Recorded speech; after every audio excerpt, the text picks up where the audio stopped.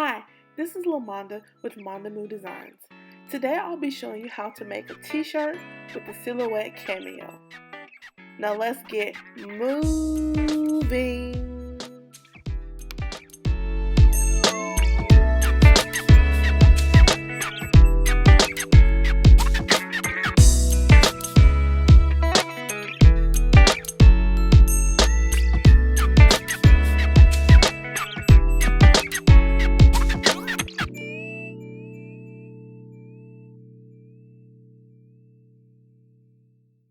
As you can see, I have opened the Silhouette Studio Business Edition.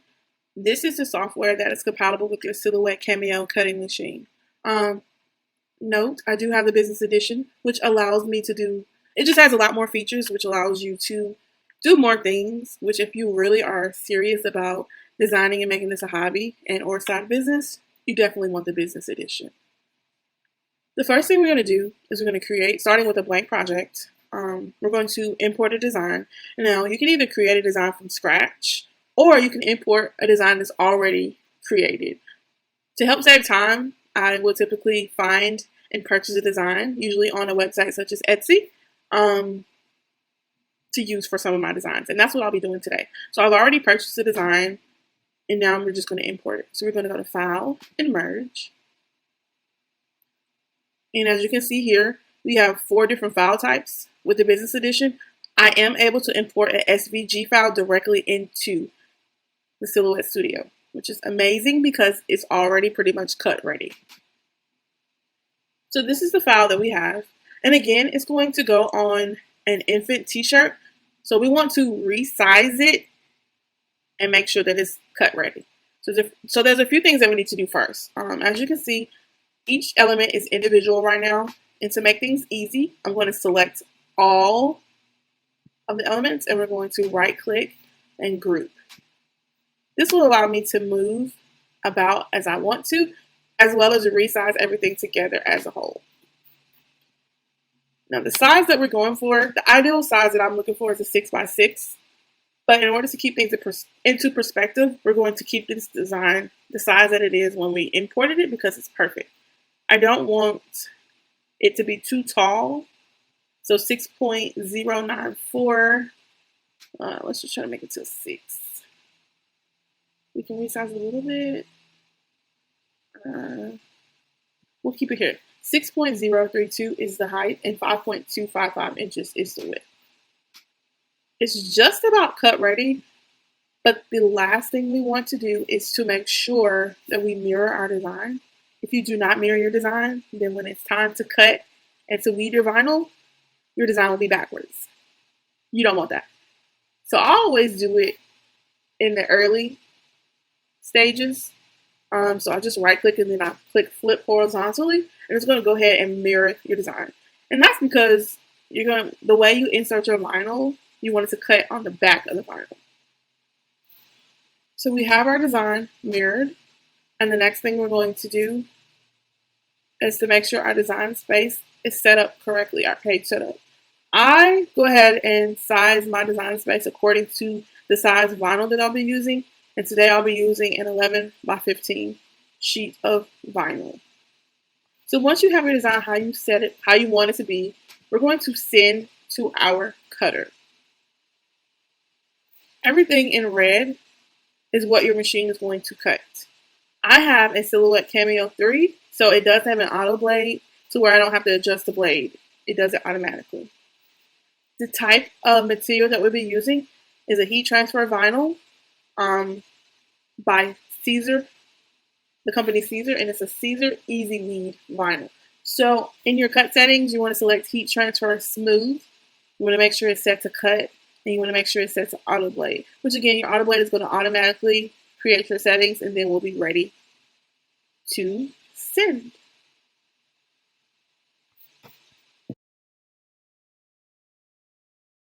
Now that we've sent our design, it's time to cut our vinyl. We're going to be using the Caesar Easy Weed vinyl. Notice there's a shiny side and a dull side. We're going to put the shiny side down, and we're going to make sure that it's lined up with the green arrows on the left side of the cutting machine, and we're going to feed our vinyl through. The blade is automatically detecting the settings, and then it's going to start cutting. Um, Notice that it's cutting from left to right. That's how our settings are set up. Notice that I have the lid open. I like to keep the lid open when I cut so I can make sure that the vinyl is feeding in correctly and that it's not getting off track, because if it gets off track, you're going to ruin your vinyl and your design and you'll have to start over. So I keep it open just to make sure everything is going smoothly. You know that you'll have a successful cut when you can look in the light and see the design cutting onto the vinyl. You should look and see the design kind of faintly showing, and that lets us know that we have a successful cut.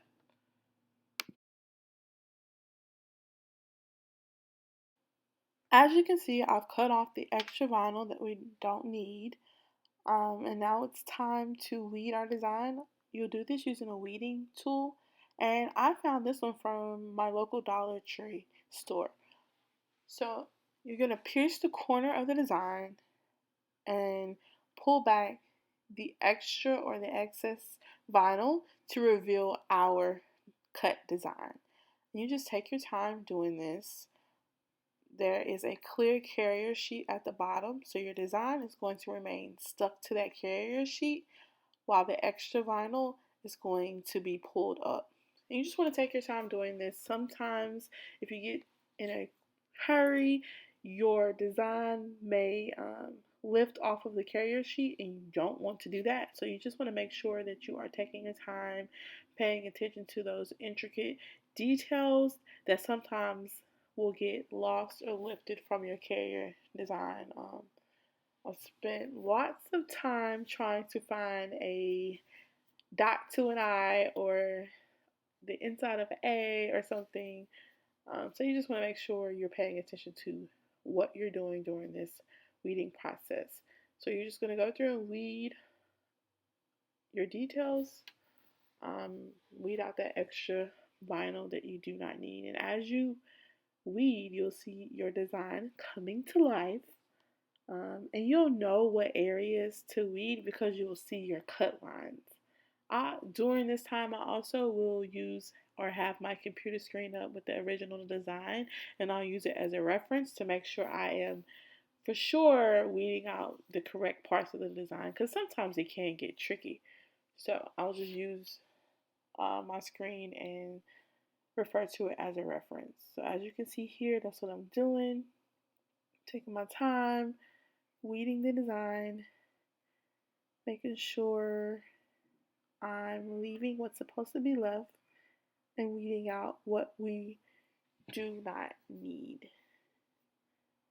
The main thing is making sure all of the parts of your design are stuck to that carrier sheet, because the carrier sheet is what's going to stick onto our garment before we press it. So my design is all weeded out, making sure everything is secure, and we are ready to move on to pressing our design.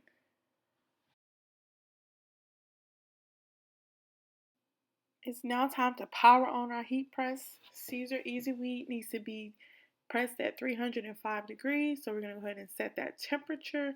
It needs to be pressed from anywhere from 10 to 15 seconds. So we're going to set it to 13 seconds. And now we wait on our heat press to reach its recommended temperature of 305. All right, it is go time. Our heat press has reached the recommended temperature at 305 degrees. But before we start, we need to get the wrinkles and moisture out of our garment. So we're going to just press it for 5 seconds to get rid of that extra wrinkles and moisture. And now it's time to line up our design and get it ready to press. I like to make sure my design is level and even on both sides before I press. So I'm going to be using a ruler to make sure that happens. Since this is an infant sweatshirt, I do have enough room on the heat press to do all of this, but typically if this were an adult design, I would lay it out on the counter or my craft table to make sure the measurements are right before pressing, because once you press, you can't undo it. So you want to spend that extra time in the beginning, pre-press mode, to make sure everything is lined up right. So I do like to take my time to make sure that is correct because preciseness is everything to me when it comes to perfecting a garment. So we're going to press it for 10 to 15 seconds for the first go round. Notice the carrier sheet is sticking to the garment. Caesar Easy Weed is a hot or cold press, so as soon as you raise the press up, you can go ahead and peel it. You know that it's done right when the design sticks to the garment. If for some reason it doesn't, you can just pre-press it again, and it should stick. I like to go in and make sure it's stuck for sure, so I'm going to use a Teflon sheet to cover the design because I don't want to ruin it. And I'm just going to press it again for another 5 seconds or so to really make sure my design is adhered to the sweatshirt. And you'll know that this is successful when you can kind of see the pattern of the sweatshirt come through the vinyl. That's how I know that this is adhered correctly. And my sweatshirt is completed, and I am excited to see the finished product. All right, here is our finished product.